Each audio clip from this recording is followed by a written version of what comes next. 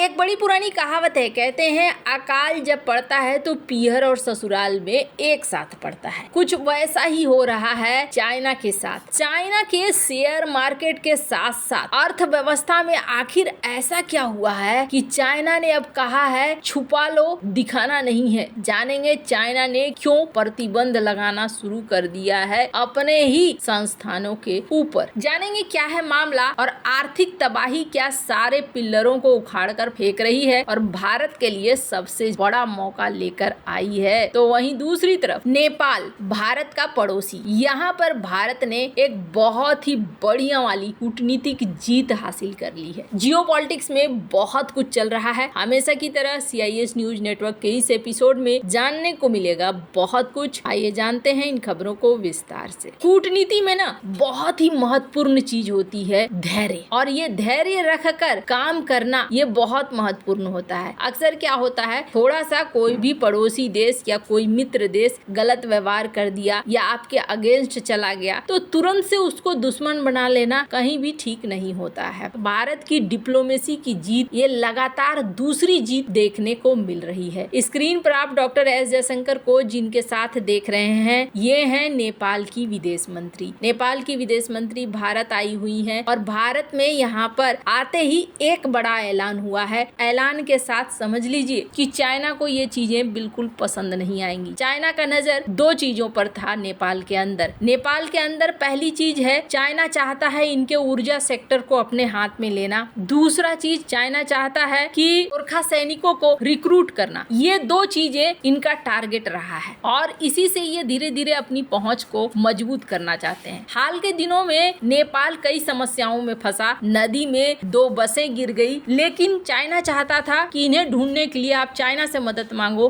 नेपाल ने चाइना से मदद नहीं मांगी बल्कि भारत से मदद मांगी। तभी थोड़ा सा बदला बदला सीन लगता था। लेकिन शेर बहादुर देउबा और ओली दोनों ने मिलकर सरकार तो बनाई है, पर ओली को माना जाता है चाइना मैन। लेकिन इस बार शायद ओली थोड़ा हट कर काम कर रहे हैं। अब इसके पीछे क्या कारण है वो तो छिपा हुआ है, पर जो चीजें हैं वो अलग तरीके से निकल कर जा रही हैं। नेपाली प्रधानमंत्री सचिवालय की तरफ से भी एक बयान जारी किया गया है जिसमें PM मोदी को न्योता दिया गया ओली की तरफ से कि आइए आप हमारे देश में मुलाकात करिए। ऐसा लग रहा है जैसे चाइना मैन थोड़े बदलते हुए नजर आ रहे हैं। अभी एक बड़ी घोषणा हुई है। नेपाली विदेश मंत्री अर्जु राणा देउबा के साथ भारत और नेपाल का एक एग्रीमेंट हुआ है जिसमें नेपाल भारत को 1000 मेगावाट बिजली का निर्यात करेगा, यानी कि नेपाल की अर्थव्यवस्था में भारत का पैसा जाएगा। ये एक बहुत ही महत्वपूर्ण डिसीजन है। इसको सिर्फ इस दृष्टिकोण से मत देखिए कि बिजली हम खरीद रहे हैं तो पैसे दे रहे हैं और वो पैसा नेपाल की अर्थव्यवस्था के लिए मजबूत है। यही बिजली अगर चाइना खरीदता तो फिर समझ लीजिए कि चाइना का रोल नेपाल की अर्थव्यवस्था में ज्यादा हो जाता और ये भारत के लिए बिल्कुल भी ठीक नहीं है। दूसरी बड़ी चीज ये है कि यहाँ पर कहा जा रहा है कि गोरखा सैनिकों को लेकर भी एक बार फिर से बात हो रही है। 2020 के बाद रिक्रूटमेंट बंद है। साथ ही अग्निवीर कार्यक्रम ने भी थोड़ा झमेला क्रिएट किया था जिसके बाद से गोरखा सैनिकों की नियुक्ति नहीं हुई है। अब कहा जा रहा है एक बार फिर से गोरखा सैनिकों की नियुक्ति के लिए बातचीत शुरू हो चुकी है और जल्द ही भारत इस पर निर्णय ले सकता है। गोरखा सैनिकों के लिए भारत से बढ़िया जगह और कुछ नहीं हो सकता है। रूस भी ये गए थे, लेकिन रूस में जिस तरीके से चीजें हुई वो बिल्कुल भी सही नहीं रही और इस चीज को नेपाल भी समझता है। भारत के लिए अच्छी बात यह है भारत के साथ अगर फिर से वापस आ जाए तो, पर अभी भी चाइना बहुत सारी चालें चलने की कोशिश करेगा। चाइना के लिए अभी मुसीबत क्या हुई है ना कि एक तो बाहरी फ्रंट जो है उसमें उसके लिए चुनौतियां खड़ी हो रही है, चाहे वो अमेरिका के द्वारा हो, भारत के द्वारा हो। वहीं दूसरी तरफ इनकी आंतरिक समस्याएं भी बहुत तेजी से आगे बढ़ रही हैं, जो सबसे ज्यादा समस्या लेकर आ रही हैं। स्क्रीन पर एक आर्टिकल देखिए जिस आर्टिकल में ये कहा गया कि चाइना के बिगेस्ट बैंक ने कोशिश करा कि ज्यादा से ज्यादा जो कर्ज की वजह से छोटे छोटे बैंक बर्बाद हुए हैं उनकी मुसीबतों को ये हर ले। अब ये कैसा कर सकते हैं, उसके लिए ये छोटा छोटा कर्जा दे रहे थे, फाइनेंशियल मदद दे रहे थे ताकि बैंकों को बंद करने की नौबत ना आए। इससे बड़ा गलत मैसेज भी जाता है बाजार को कि बैंक धड़ाधड़ बंद हो रहे हैं। हमने आपको पहले भी बताया है कि चाइना में ये चीजें हो रही हैं। तो चाइना के सेंट्रल बैंक ने कोशिश करा कि हम पैसे देकर बैंकों को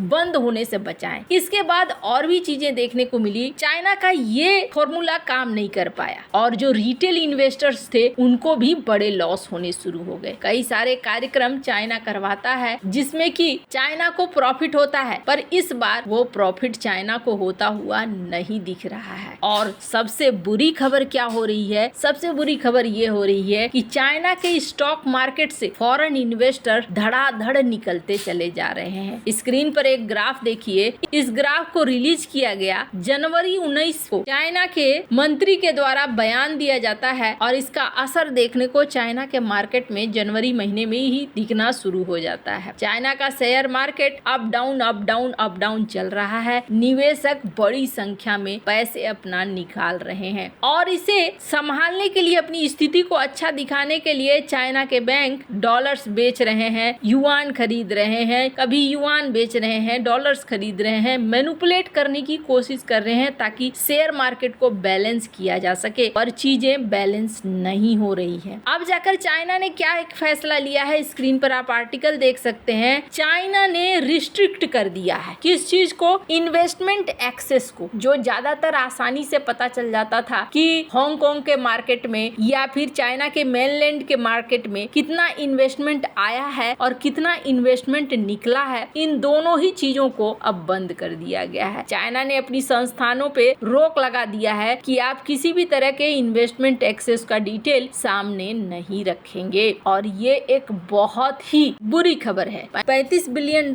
ये निकल चुका है और कहा जा रहा है चाइना से लगातार पैसे निकल रहे हैं। इस डर से चाइना सोच रहा है कि कम से कम डेटा छुपाएंगे तो माहौल ठीक होगा, रेपुटेशन ठीक होगा, लेकिन इससे डर का माहौल और ज्यादा बढ़ जाता है। दूसरी बात, भारत के लिए बहुत बड़ा मौका है। भारत को इस मौके को भुनाना चाहिए और भारत आने के लिए जो भी तैयार कंपनियां हैं उनको उस तरीके के हालात, उस तरह की चीजें और अवसर प्रदान करना चाहिए जिससे कि फॉरेन निवेश भारत के अंदर बढ़े। वैसे तो भारत के सामने एक बहुत अच्छा फ्यूचर दिख रहा है, सारी सीढ़ियां बनाई हुई भी दिख रही हैं, लेकिन सबसे बड़ी बात यह आती है कि भारत में राजनीतिक तौर पर कितनी ज्यादा स्थिरता होगी और क्या फिर सरकार उस तरीके के निर्णय ले सकेगी, घरेलू स्तर पर कितना ज्यादा सहयोग होगा, कई सारे फैक्टर हैं। वैसे आपको क्या लगता है इन सब मामले में, आप क्या राय है कमेंट कर जरूर बताएं। जल्द मिलते हैं अगले वीडियो में नई खबर के साथ।